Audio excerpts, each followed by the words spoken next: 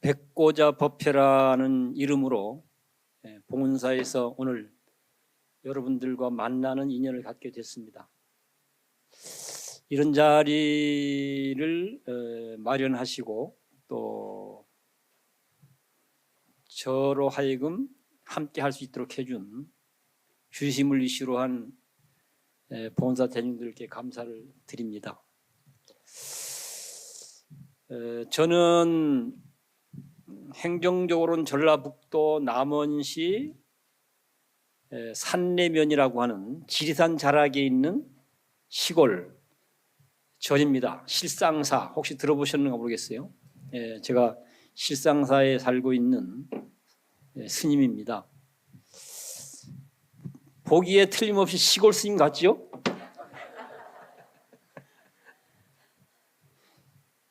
옛날 같으면 시골 중 같지요? 이렇게 물었을 텐데 중이라는 말은 비속어라고 해갖고 쓰면 안 된다고 그러는 바람에 중이라는 말을 안 쓰고 스님이라는 말을 썼습니다. 나는 중이라는 말을 쓰는 게 괜찮다는 생각이 들어요. 우리가 좀 자신 있게 썼으면 좋겠다. 누가 나를 비하하는 말로서 중이 아니라 내 스스로가 중이라고 하는 것을, 그 중이라는 말 속에서는 많은 의미가 담겨 있습니다. 많은 의미가 그냥 비속어로서의 의미만 담겨 있는 게 아니고 불교적으로 굉장히 좋은 대단히 바람직한 내용들을 갖고 있다는 얘기죠. 저는 그런 의미에서 좀 위풍당당하게 중이라는 말을 썼으면 좋겠다는 생각을 하는데 어쨌든 그것이 부당하다고 하니까 나도 내 생각대로만 가는 게 갈 수 없어서 스님이라는 말로 바꿨습니다.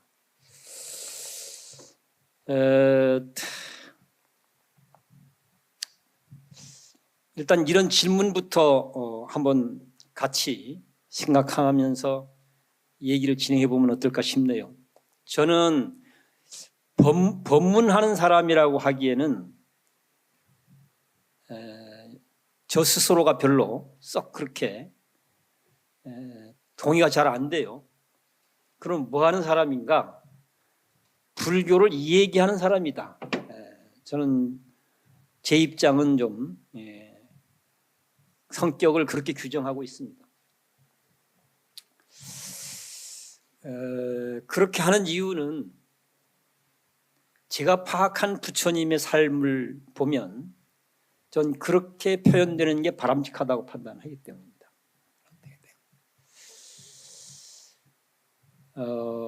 부처님이 깨달은 이후 첫 번째 하신 일이 뭔 일이신지 아십니까? 첫 번째, 깨닫고 난 다음 가서 참선하라고 했을까요? 요즘 명상 얘기를 많이 하죠? 명상하라고 했을까요? 기도하라고 했을까요? 절하라고 했을까요? 뭘 하라고 했을까요? 깨닫고 난 다음에 처음 하신 일이 내가 인생 문제에 대한 답을 찾기 위해서 출가를 하고 수행을 통해서 답을 찾았는데, 인생에 대한 답을 찾았는데 답의 내용은 대단히 괜찮은 거예요. 이거야말로 진짜 답이야. 이런 이제 확신이 있는데, 그런데 사람들이 이 내용을 잘 이해하고 공감하고 받아들일 수 있을까? 이 부분에는 의심이 들었던 거예요. 그래서 사실은 법문하는 걸 주저합니다. 망설이죠. 그런 과정을 거치면서 뭔가 이런 이야기, 이런 내용을 갖고 대화할 만한 상대를 찾습니다. 대화할 만한 상대. 그래서 대화할 만한 상대를 찾아서 대화를 하거든요. 대화를 하고 대화를 통해서 그 상대들이 깨달음을 이룹니다. 그걸 우리는 초전법륜이라고 얘기를 하죠. 여기서 우리가 주목해야 될 것은 깨달음 이후에 처음 하신 일이 대화를 잘 할 수 있는 상대를 찾았다는 사실입니다. 두 번째, 대화를 통해서 인생의 답을 다 찾을 수 있었다는, 두 번째는 답을 찾을 수 있었다는 사실입니다. 여기에 모이신 분들도 따지고 보면 그런 답을 찾고자 해서 우리 모인 거잖아요. 답을 찾고자 해서 모였는데 지금은 오랜 세월이 흐르면서 어쩌면 부처님이 뜻했던 최초의 그런 마음씀과 태도, 이런 것들과는 다른 전통들이 많이 만들어져 버린 거죠. 그래서 오히려 이런 최초의 모습들은 잊어버리고 살고 있는 게 우리들인 셈입니다. 부처님의 일생을 보면 처음부터 끝까지 대화가 중심입니다. 그리고 우리가 실제 경험을 해보면 대화가 삶의 기적을 만들어냅니다. 우리 기적을 좋아하죠? 희망하죠? 뭐 신비한 기적이 있을 것 같지만 대화만큼 기적적인 효과를 가져오는 내용은 저는 못 찾는다고 봐요. 제가 볼 적에. 한번 예를 들어볼까요? 말 한마디로 천냥빚을 갚는다. 다 아시죠? 이거 기적이겠습니까? 아니겠습니까? 그런 얘기만 있나요? 말 한마디 때문에 삼족이 멸망한다. 그런 얘기도 있죠. 이 말은 뭘 의미하죠? 말이라고 하는 게 얼마나 중요한가, 또는 잘 쓰기만 하면 얼마나 신비한 물건인가, 얼마나 위대한 물건인가 하는 걸 알 수 있게 해줘. 또 잘못 쓰면 그 반대의 결과도 나타나기도 하죠. 이런 것들. 그래서 안타깝게도 이런 대화의 중요성은 부처님이 일생 속에서 깨달음 이후에 돌아가시는 날까지, 순간까지 사실 대화로 그 삶이 이루어져 있죠. 그러면 당연히 이런 전통을 잘 계승하고 살려내야 되는데, 그런 것들이 후대로 오면 올수록 그런 전통들을 우리가 잃어버리고 또는 소홀히 다루고, 그러는 이제 안타까운 게 그런 안타까움을 갖고 있는 우리 현실입니다. 이런 것들이. 이제부터라도 우리가 부처님처럼, 우린 부처님처럼 하면 떠올리는 생각이 뭐예요? 6년 고행하는 거, 이런 거 떠올리잖아요. 오히려 부처님 하면 대화를 떠올려야 된답니다. 왜?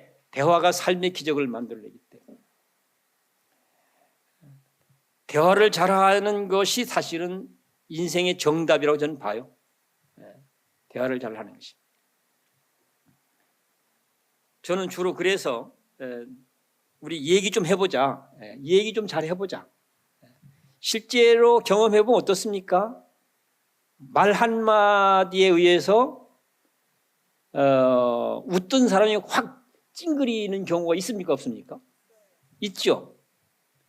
또 찡그려 있던 사람이 말 한마디로 해서 활짝 펴지는 경험이 있습니까? 없습니까? 우리는 무수히 많습니다. 일상 경험을 조금만 주의 깊게 살펴보면 대화가 우리 삶의 문제를 밝게 만들기도 하고 어둡게 만들기도 하고 희망차게 만들기도 하고 절망스럽게 만들기도 하고, 거의 어쩌면 우리 삶을 좌지우지하고 있다 해도 과언이 아니죠. 그런데 왜 우리가 이 대화를 소홀히 하냐 이 말입니다. 이렇게 경험적으로 확인되는 내용들인데, 이런 것들이.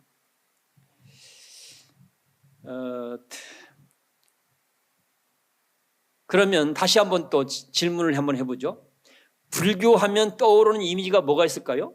대표적인 한마디.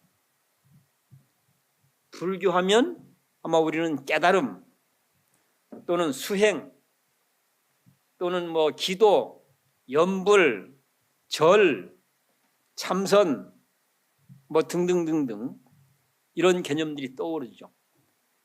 그 중에서도 그런 저런 것들을 다 모아서 대표할 수 있는 한마디를 찾아내면 수행이라는 말로 모아지지 않을까 싶습니다.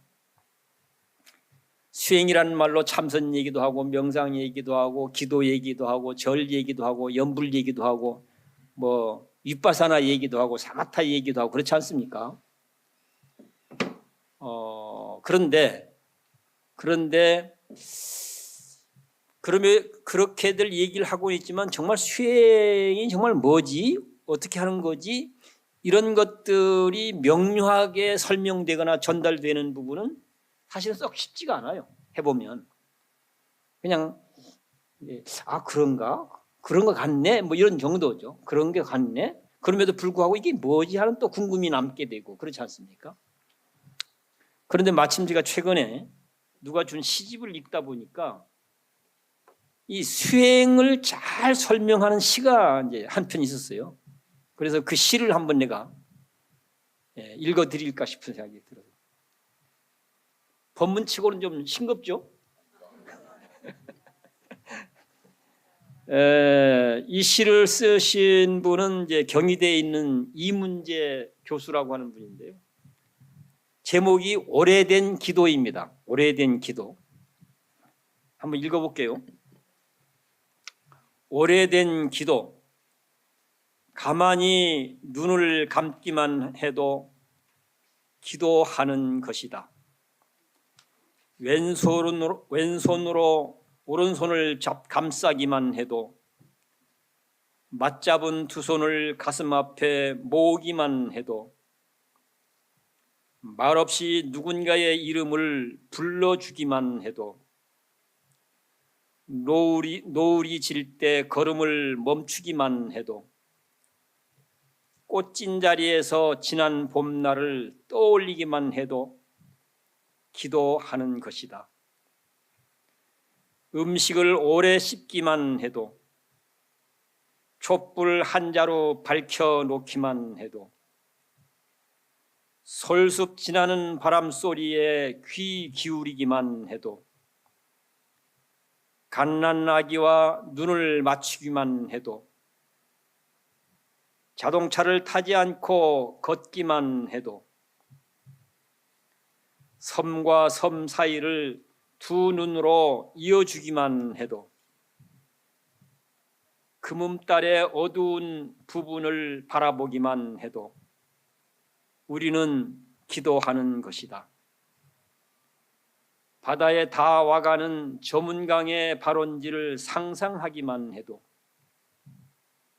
별똥별의 앞쪽을 조금 더 주시하기만 해도 별똥별의 앞쪽을 조금 더 주시하기만 해도 나는 결코 혼자가 아니라는 사실을 받아들이기만 해도 나의 죽음은 언제나 나의 삶과 동행하고 있다는 평범한 진리를 인정하기만 해도 기도하는 것이다.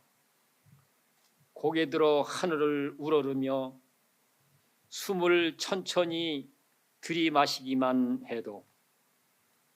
이상입니다.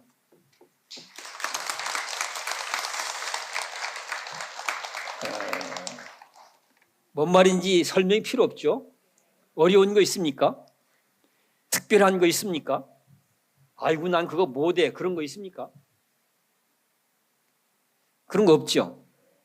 뭔 얘기인지. 그런데 여기서 처음부터 끝까지 관통되는 내용이 있습니다. 그게 뭔지 아십니까? 포착이 됩니까? 그건 잘 모르겠죠. 솔직하게 얘기해보게요 우리가.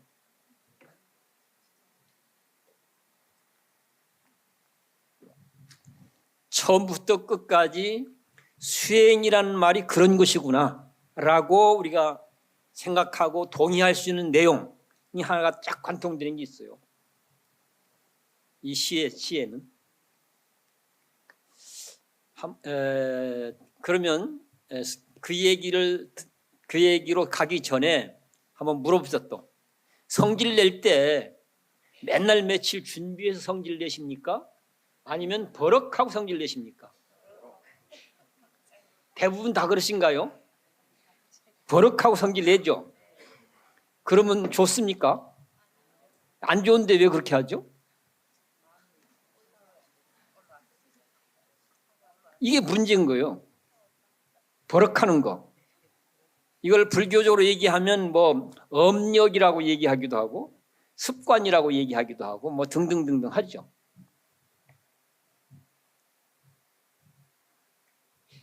여기서는 처음부터 끝까지 관통되는 게 본인이 마음 먹고 뭔가를 하고 있어요. 그렇죠? 두 손을 가슴에 모으는 것도 버럭하는 거 아니잖아요. 본인이 의도적으로, 본인이 주체적으로 마음을 일으켜서 하는 거잖아요. 처음부터 끝까지 그것이 관통하고 있습니다. 그러니까 버럭하는 사고방식으로는 천지개벽을 100번 해도 인생의 답이 나오지 않습니다. 그러니까 버럭하는 사고방식으로 삶의 문제를 바라보고 다루는 것은 그것은 천지개벽을 100번 해도 답이 안 되는 것이기 때문에 그건 해서는 안 된다 이런 얘기입니다. 제일 쉽게 잘 되는 게 대부분 버럭하는 거예요. 그렇지 않습니까?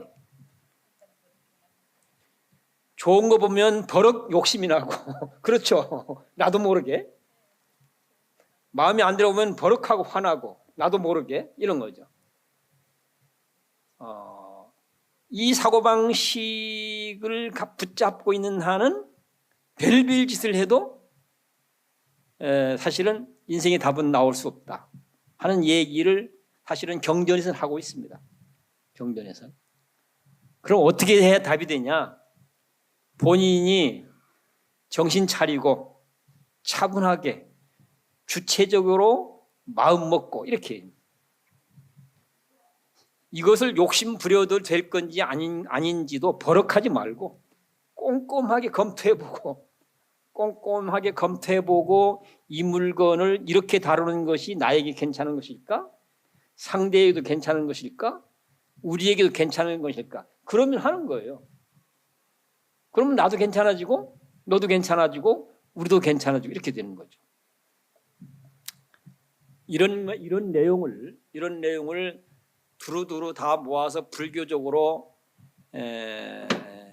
한마디 불교적인 언어로 한마디로 요약을 하면 내 몸과 마음의 주인 노릇을 한다. 누가?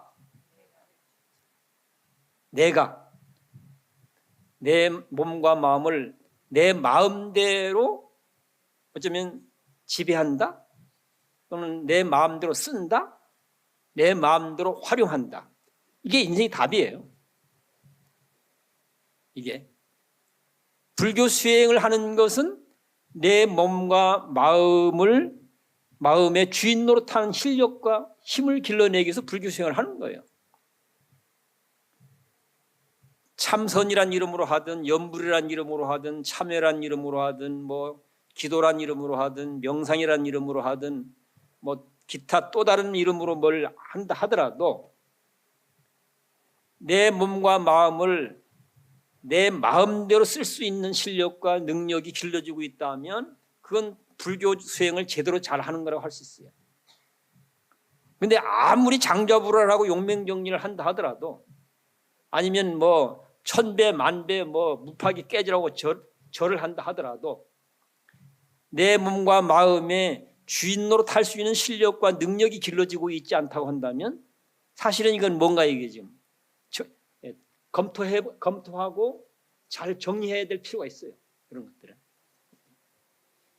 이 불교 공부와 수행이 매우 복잡하고 어려워 보이지만 사실은 제대로 맥락을 짚어보면 사실은 그렇게 복잡하고 어려운 내용이 아닙니다. 이런 걸 부처님은 뭐라고 말씀하셨는가? 오늘은 여기에 맞춰 제가 얘기를 하려고 하는 건데요. 부처님은 그렇게 말씀하고 있습니다. 나의 가르침은 또는 나의 진리는 함께 대화를 나눌 경우 말을 못 알아듣는 사람은 빼고 말을 알아들을 수 있는 사람이라면 그 내용을 바로 이해할 수 있다. 바로 실현될 수 있다. 바로 경험될 수 있다. 바로 증명될 수 있다. 바로 이해되고 실현되고 경험되고 증명되는 것이 나의 가르침이고 나의 진리다. 이렇게 얘기하고 있습니다. 이 얘기는 무슨 얘기입니까? 불교가 그렇게 복잡하고 어렵지 않다. 지금 그 얘기하고 있는 겁니다. 어떻게 보면 불교는 매우 단순하고 명쾌한 내용이다 이런 얘기하고 있는 거죠. 바로 이해된다. 바로 실현된다. 바로 경험된다. 바로 증명된다. 여러분 해보니까 어떻습니까? 그렇게 되던가요? 바로 이해된다. 실현된다. 경험된다. 증명된다. 안 되죠. 해도 잘 모르겠어. 대부분 이런 반응들이에요.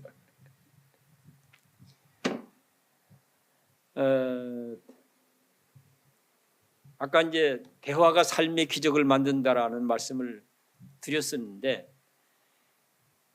대화를 제대로 하게 되면 바로 이해되고 실현되고 경험되고 증명되는 게 가능해집니다. 제대로 하기만 하면 이런 것들이. 그래서 저는 제가 개인적으로 해보니까 제가 17살에 절에 왔는데요. 한 60년 그러니까 절에 살았어요. 한 60년. 뭐 그 유명한 성철스님도 모시고 제가 살기도 했고 참선해서 깨닫는 게 제일이라고 하니까 선방에 들어가 한 10수년 동안 참선도 하고. 근데 해보니까 안 돼요. 안 돼. 참선해서 깨달고 도연되겠다. 도는 게 제일 좋다고 해서 들어가서 10수년 22살 때부터 한 35까지 했으니까. 근데 안 됐어요. 그러니까 실패한 거죠. 좌절을 하게 되는 거죠. 안 되니까. 그래서 선방에서 나와갖고 이제 내 방식의 답을 찾아서 이제 오늘까지 왔는데 그런 과정에서 제가 불교적으로 인생의 답을 찾고자 했을 때 기존하는 방식은 너무나 복잡하고 어려워서 이게 보통 안 되는 거예요. 불교가 그렇게 복잡하고 어려운 거라면 누구한테 우리가 권할 수 있겠는가 이런 것들이 해도 잘 모르겠고 해도 잘 안 되고 이렇다면 그래서 그래서는 안 되겠다. 그래서 나는 내가 다른 사람은 놔두고라도 일단 내가 이해가 돼야 되겠다. 일단 내가 이해가 돼야 되겠고 실제 생활에 적용해 보니까 실제 실현이 되기도 하고 경험이 되기도 하고 어떤 경우일까? 배고플 때는 어떻게 하십니까? 잘 모르겠습니까? 배고플 때는 밥 먹잖아요. 밥 먹으면 어떻게 되죠? 당연히 배고픔이 해결되죠. 자, 지금 여기에서 밥을 먹었는데 10년 뒤에 해결되겠습니까? 바로 해결되겠습니까? 지리산에 가서 해결되겠습니까? 지금 여기에서 해결되겠습니까? 보세요. 이 내용은 아까 부처님 말씀대로 바로 이해돼, 바로 실현돼, 바로 경험돼, 바로 증명돼 이렇지 않습니까? 이런 게 불교다라고 얘기하고 있는 거예요. 부처님은. 삶의 문제에 부닥쳤을 때 어떻게 해야 될 것인가? 내 몸과 마음을 잘 쓰는 실력과 능력이면 답을 찾을 수 있다. 뭐 이렇게 정리가 될 수 있는 거예요.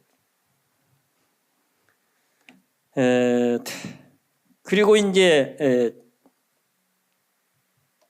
법문 했으면 좋겠다고 해갖고 이제 온다고 하니까 주제를 보내라고 또 연락이 왔어요. 뭘 갖고 할 것인지. 처음엔 그 얘기가 없더만 나중에 또 그 연락이 왔어요. 그래서 제가 이 자료들 갖고 계시죠? 이게 이제 망설일 것 없네 당장 부처로 살게나 이런 제목을 보냈어요. 그리고 그 내용으로는 이제 여기 이제 붙들어 살자 발언문 이렇게 해서 이제 보냈는데요. 이 망설일 것 없네 당장 부처로 살게나는 10수년 됐을 거예요 아마. 제가 만든 책 제목이에요 이게. 책 제목. 망설일 것 없네 당장 부처로 살게나. 이건 책 제목인데요. 뭔 제목을 보내라고 해서 마땅하게 잘 생각이 안 나서 상당히 지나간 얘기이긴 하지만 그 얘기를 뭐 다시 해봐도 괜찮겠다 그런 생각이 들어갖고 이 제목을 보냈습니다. 어떻습니까? 이 제목 딱 듣는 순간 망설일 것 없네 당장 부처로 살게나. 어떤 생각이 드신가요?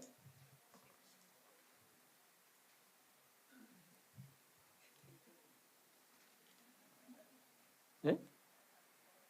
좋은 제목이라고? 그래요? 말도 안 되는 거 아니에요? 아닌 것 같아요?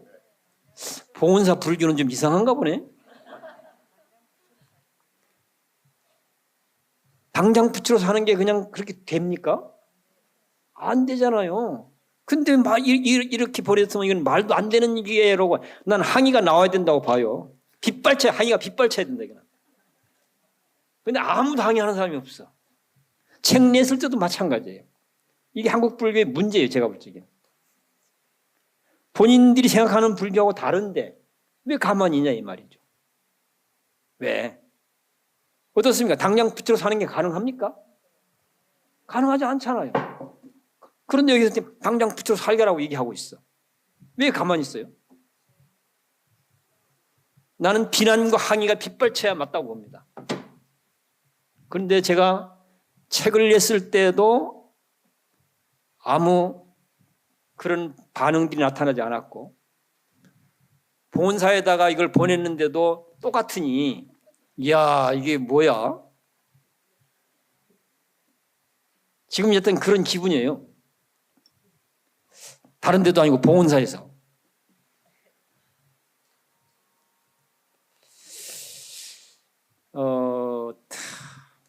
사실은 이 부분은 그동안 우리가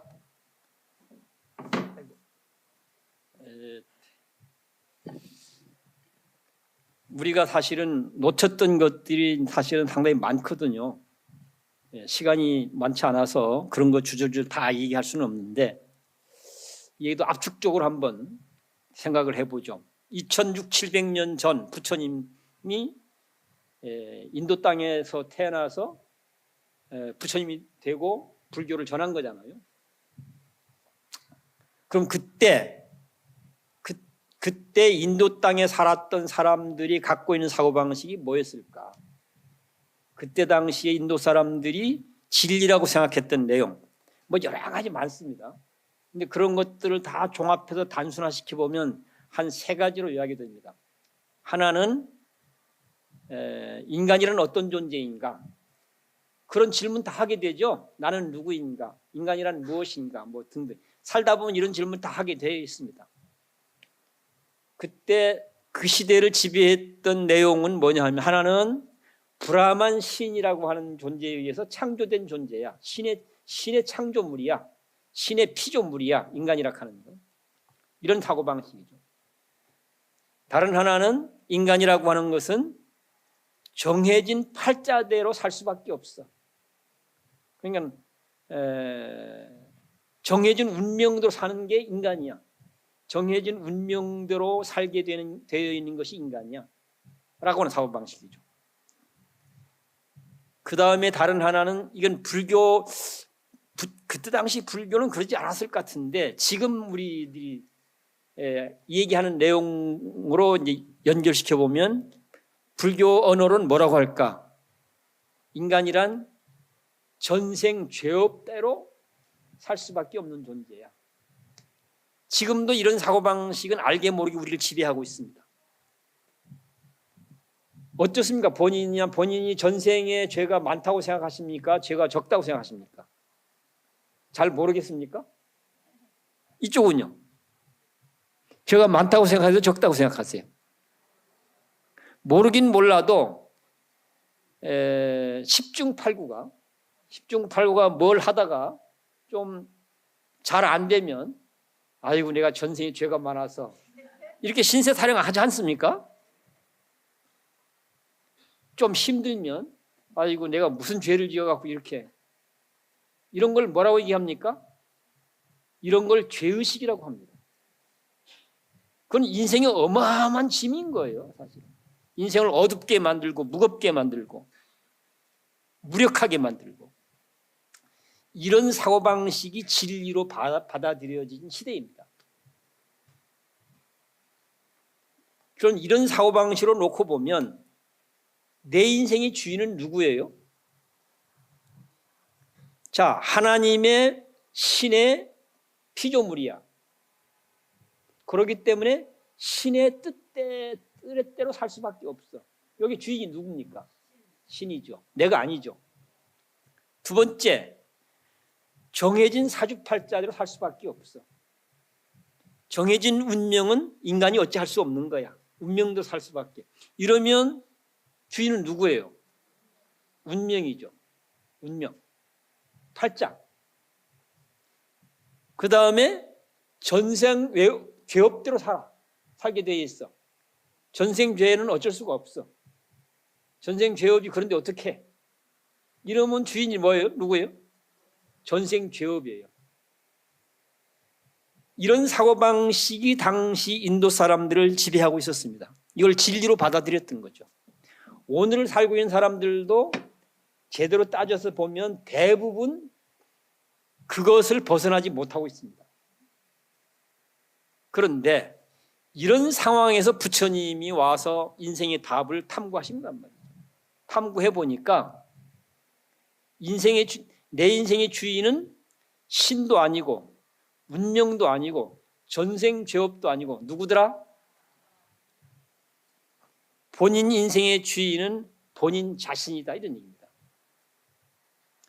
이걸 뭐라고 표현했을 것 같습니까? 그걸 우리는 부처란 말로 표현하기도 하고 또 다른 말로는 천상천하 유아독존 이런 말로 표현하기도 하고. 자, 이 지점에서 주인으로 살고 싶습니까? 노예로 살고 종으로 살고 싶습니까?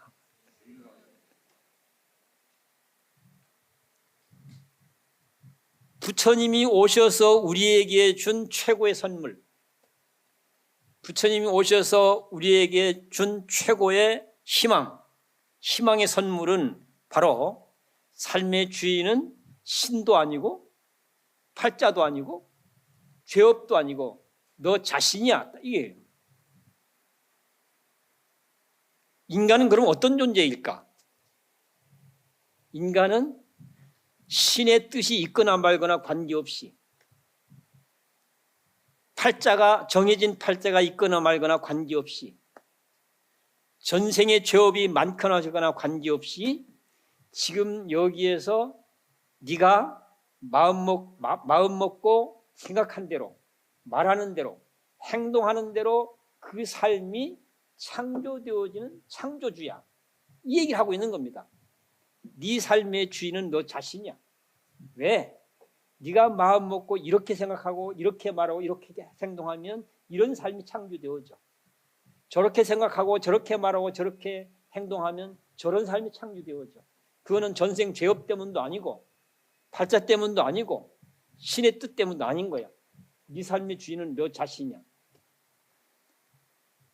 노예의 삶, 종의 삶에서 주인의 삶으로 살 수 있는 길을 열어 보여주셨고 그 길을 우리에게 잘 알려주신 분이 부처님이고 그 내용이 불교다, 이 말입니다.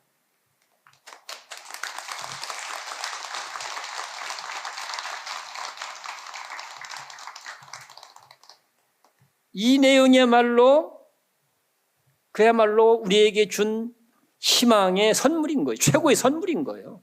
이거는 해도 안 된다면 이건 문제가 되겠지만 허기만 하면 틀림없다는. 한번 해볼까요? 허기만 하면 틀림없는가? 허기만 하면 틀림없다는 건 금방 증명할 수 있어요. 오늘 저 지리산 구석에 있는 도법스님을 봉은사에 와서 법문하라고 초청할 때는 그 스님이 괜찮다고 생각하니까 초청했을 거 아니에요? 도법스님 그 도둑놈이야, 사기꾼이야, 그래도 초청하겠습니까? 당연히 안 하죠. 만일 5천만 인구가 그래 도법스님 훌륭한 스님이야, 이렇게 알고 믿고 공감하고 지지하고 그렇다 손 치더라도 지금 이 순간 제가 거짓말하면 나는 뭐예요? 5천만 인구가 좋은 스님이라고 믿고 추앙을 한다 손 치더라도 지금 이 순간 내가 거짓말했어요. 그럼 거짓말쟁이요. 즉각 5천만이 믿거나 말거나 관계없어요. 거짓말하면 거짓말쟁이, 도둑질하면 도둑쟁이, 버럭하면 버럭하는 사람. 자, 이렇게 생각을 해보면 행위하면 즉각인가요? 즉각. 불교는 이런 것에 대해서 눈을 떠야 된다고 가르치고 있는 겁니다. 그래서 종으로 살 수밖에 없는 인간들에게 주인으로 살 수 있는 길을 열어주셨고, 주인으로 살 수 있도록 하는 그런 대단한 내용을 우리에게 선물해 주셨다. 그래서 부처님만 알고 보면 우리에게는 너무나 귀하고 고마운 존재인 거예요. 종의 팔자를 내던지고 주인의 팔자로 살아가도록 만들었다. 이럴 때는 우레와 같은 박수라도 쳐야 되는 거 아니에요?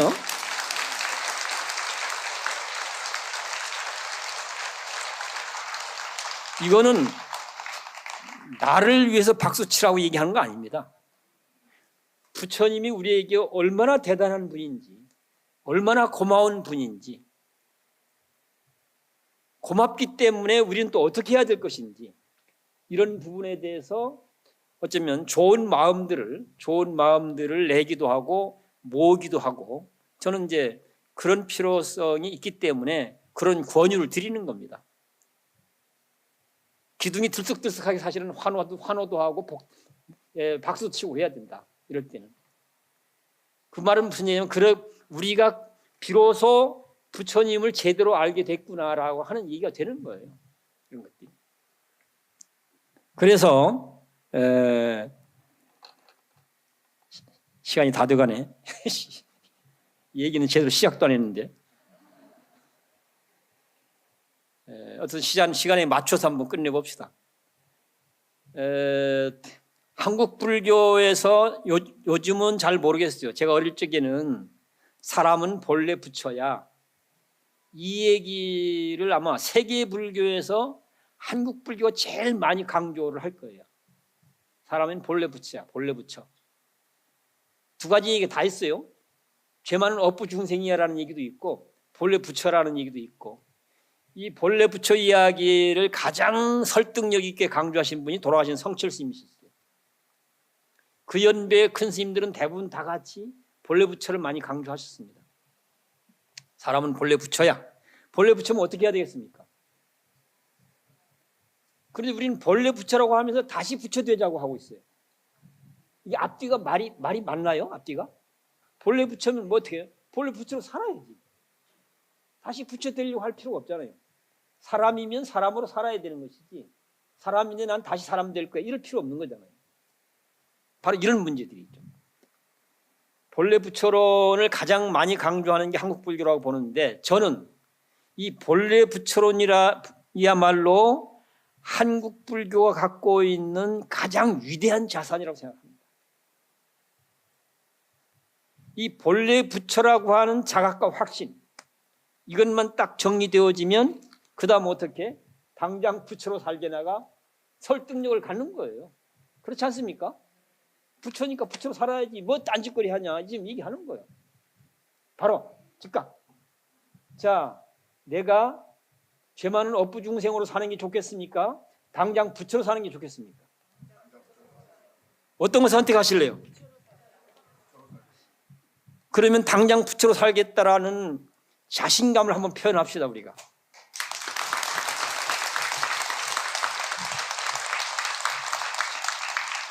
봐봐, 이게 보니까 엎드려 절박기요.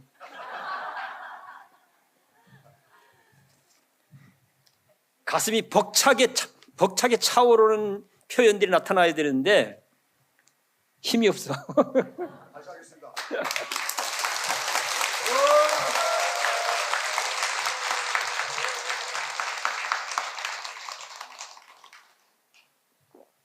자, 그래서 이제 자료로 갑시다. 이제 자료는 뭐 간단한 설명이 돼. 이 그림이 본래 부처를 그림으로 그린 거예요. 이 그림이.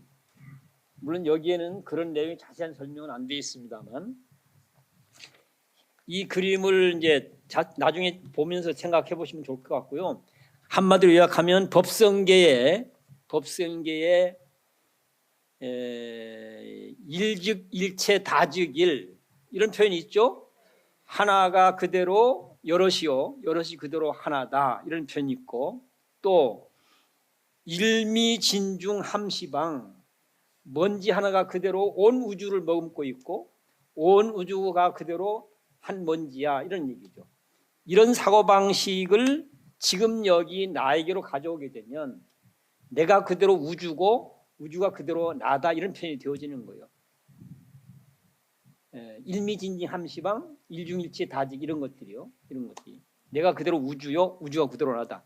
우리는 나는 나일 뿐이지 우주라고 하는 생각을 해본 적이 없죠.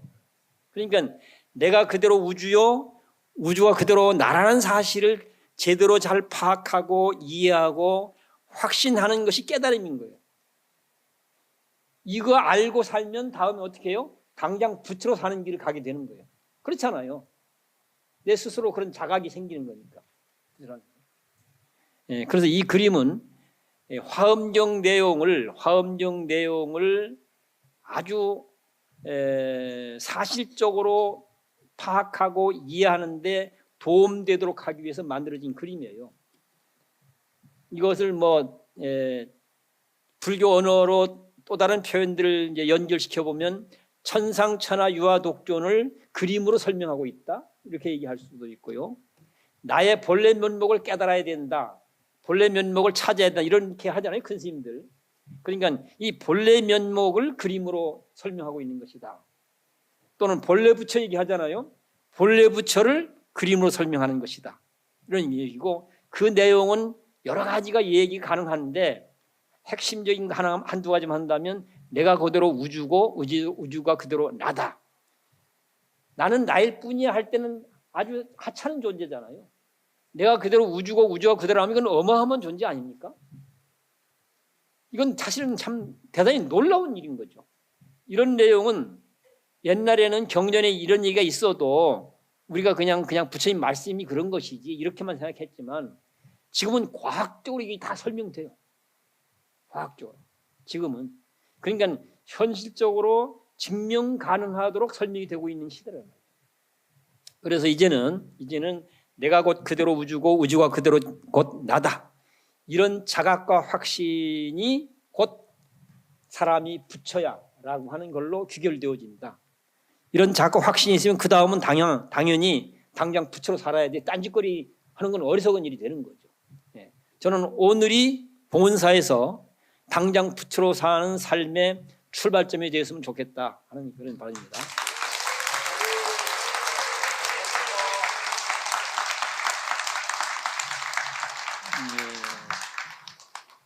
이 붙들어 살자 발언문인데요. 조금 부처님에 관계된 것만 읽어보겠습니다.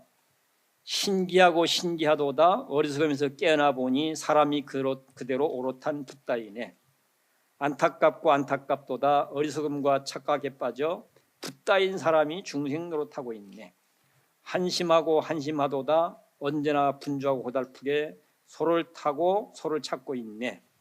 이제 마땅히 중생이라는 낡은 믿음을 버리게 하리. 갈피 못 잡고 헤매면서 깨어나게 하리. 여기까지가 부처님이 깨달은 내용이에요. 부처님이 깨달은 내용이고, 그 앞에 소를 찾고 있네까지가 부처님이 깨달은 내용이고, 그 뒤는 깨달은 이후에 내가 이렇게 할 거야 하고 마음 먹은 거예요. 내 이제 마땅히 중생이라는 낡은 믿음을 버리게 하리.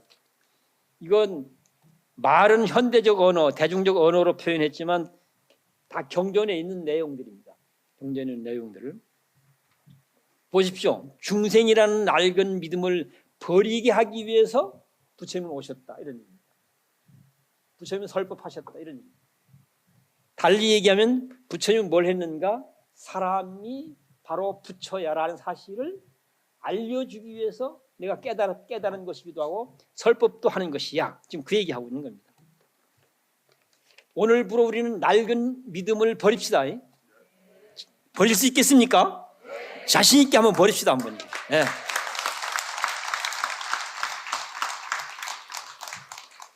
그러면 또 한 가지 자신 있게 하나 더 합시다. 기왕한 거. 이제 당장 부처로 살 거야. 우리 그것도 자신 있게 우리 한번 스스로를 한번 다짐해 보게요. 바로 부처로 살 거야. 예. 그 다음은 행위하는 대로 되기 때문에 사실은 부처는 이렇게 살고 있으니까 우리도 그렇게 살아야 돼. 그 내용을 얘기하고 있거든요. 그리하여 지금 당장 붓다처럼 어떤 사람이 붓다라는 사람이 정신 차린 사람, 평화로운 사람, 정의로운 사람, 자비로운 사람, 행복한 사람 붓다로 살게 하리. 소박한 사람, 지혜로운 사람, 자유로운 사람, 아름다운 사람, 행복한 사람 붓다로 살게 하리. 부처님이 세상에 오셔서 하실 일은 이 일이라는 얘기죠. 이 일을. 여기는 뭐예요? 아까 그 기도문 읽으셨잖아요. 내용은 똑같은 문제의식입니다. 뭐겠어요? 다 마음 먹고 하는 거예요. 버럭하는 게 아니고 팔정도식으로 말하면 정신 바짝 차리고 차분하고 침착하게 잘 보고 잘 관찰하고 잘 사유해서 아 그렇구나 이렇게 얘기가 돼야 된다. 정신 차리고 침착하고 차분하게는 팔정도에서 어디 해야 되는 정념 정신 차리고 정념 침착하고 차분하게 정정 잘 보고 정견 잘 사유하고 정사유. 그럼 어떻게 되겠어요? 제대로 된 판단이 되지 않겠습니까? 그렇게 하면 그렇죠. 정신 차리고 침착하고 차분하게 잘 보고 잘 사유하면 제대로 된 판단이 되죠. 판단된 내용이 말로 해야 될 거라면 말로, 그게 정어죠. 행동으로 해야 할 거라면 행동으로, 그게 정업이죠. 생활로 살아야 될 내용이라면 생활로, 그게 정령이죠. 이런 삶이 생활화되도록 꾸준하게 노력하는 것 뭐요? 정진. 팔정도는 이런 내용인 거예요. 그래서 이 내용은 팔정도의 사유방식을 현실 우리가 일상생활 속에 적용할 수 있도록 하기 위해서 만들어진 내용들이니까 갖고 가셔서 차분하게 읽어보고 음미해보고 생활에 적용해보고 그러면 아마 여기서 뜻한 바들을 이해하는 데 실질적인 도움이 되지 않겠는가 그런 생각이 듭니다. 11시 59분이네요. 한 58분 좀 끊으려고 했는데 59분이 와버렸네. 어쨌든 중생이라는 낡은 믿음을 과감하게 우리가 벗어던지자. 본래 부처라고 하는 자각과 확신을 갖고 위풍당당하게 부처의 삶을 살자. 그게 뭔가 내가 생각하고 말하고 행동하는 대로 삶이 창조되어지기 때문에 붓다로 살자 발언문에 뭐 평화롭게 사고하고 말하고 행동해라. 고귀하게 생각하고 말하고 행동해. 그렇게 되어 있잖아요. 고귀하게 생각하고 말하고 행동하면 뭐가 돼요? 고귀한 사람 되는 거예요. 평화롭게 생각하고 말하고 행동하면 평화로운 사람 되는 거예요. 그런데 상대는 어떻게 해요? 상대도 좋아지죠. 그래서 나도 괜찮고 너도 괜찮고 우리 모두도 괜찮아진다. 나도 너도 우리도 모두 괜찮아지는 것을 우리는 뭐라고 얘기하는가? 그걸 극락세계라고 얘기를 합니다.